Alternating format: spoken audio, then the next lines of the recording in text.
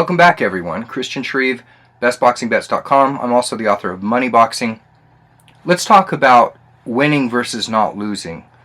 Now, obviously, when people expect to make money with boxing, they're utilizing the promoter's favorites. You know, someone who stands on the outside and says, that looks rigged. Well, if you're going to make money at this, and this is not for everyone. It's not for everyone. You're not going to be a gambler. You're going to be an investor. And again, I have to protect myself here by saying this for entertainment purposes only. Now, if you're looking through the prism of an investor's eye, you're seeing that what we're doing is eliminating mistakes. We're establishing a disciplined protocol on how to make money. And people say, like last quarter, our record was 11 wins, 1 loss, and 1 draw. And our loss was to Sam Sulaiman against Felix Sturm. And that is being maybe ruled a no contest, but I don't know if we'll get our money back on it. Anyway, people say, how do you do that? It's not that we're picking some perfect fight. We're learning to eliminate a lot of mistakes.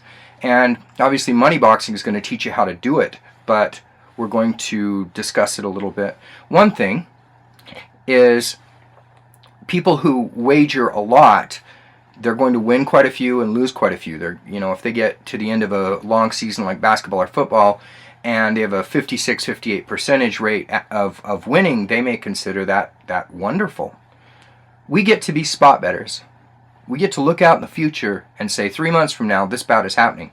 And we know exactly who the players are, what their strengths and weaknesses are, because they're a one-person team.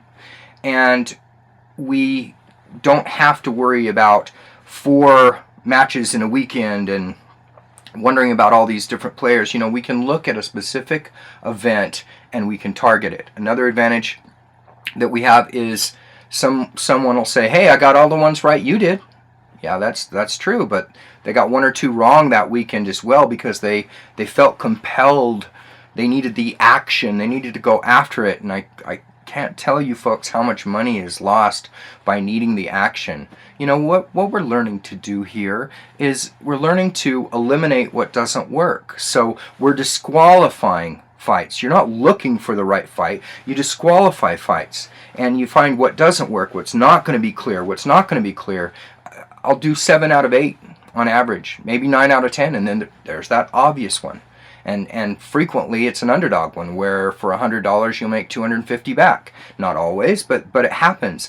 And so, when I say winning versus not losing, you want to make money. You want to have a higher percentage of accuracy in terms of your picks. Don't make silly mistakes. You have time with the big fights. Look them up. You can spot bet them so you have a greater chance of accuracy. And then, what I do is I tell people I teach people so that they can do it themselves, how to know what's not going to work, what's not a safe investment. And at the end of that, getting a 75-85% accuracy, it's not really a challenge. And that's my tip for the week, winning versus not losing. Best to you, Christian Shreve, bestboxingbets.com.